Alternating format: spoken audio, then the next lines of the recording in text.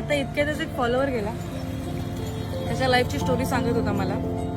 अक्षरशः तो इतका खुश झाला, मला बोलतोय मी तुला 1-1.5 वर्षापासून मेसेज करायचा प्रयत्न करतोय, पण आज योगायोगाने तुझी माझी भेट झाली. त्याने त्याच्या लाईफमधल्या सगळ्या गोष्टी मला सांगितल्या आता इतक्या 2 ते 3 मिनिटांमध्ये. मला बोललं नक्की याच्यावर व्हिडिओ बनव, तर हा व्हिडिओ तुझ्यासाठीच आहे. तर व्हिडिओ काही असा आहे ना की त्याचं 9 वर्षाचं रिलेशनशिप होतं. 9 वर्षाच्या रिलेशनशिप मध्ये मुलीला सगळ्या गोष्टी ऍक्सेप्ट होतात. त्याचं घर नसणं, त्याची जॉब नसणं, त्याच्या आईवडील त्याच्यासोबत नसणं किंवा त्याच्या लाईफमध्ये कुठूनच सपोर्ट नसणं. तिने 9 वर्ष त्याला सपोर्ट केला, त्याच्यासोबत राहिली. आज त्याला जॉब आहे, फक्त घर नाहीये. कोरोनाच्या वेळेस त्याची आई वारली. आई वारल्यानंतर पण तिने त्याला सपोर्ट केला.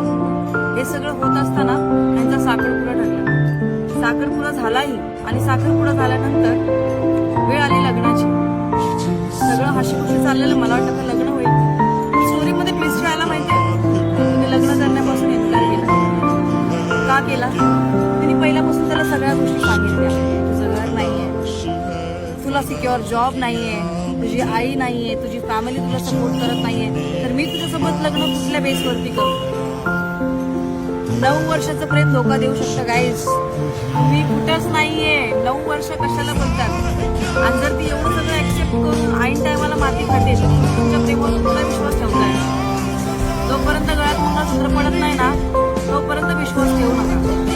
ठेवा, लिमिटेड विश्वास ठेवा. स्वतःचं आयुष्य उद्ध्वस्त नाही झालं पाहिजे या लिमिट.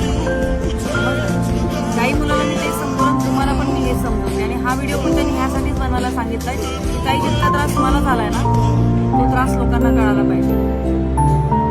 सावधान राहा, प्रेम करा, विश्वास ठेवा, सगळ्या गोष्टी करा, पण लिमिटमध्ये. समजलं?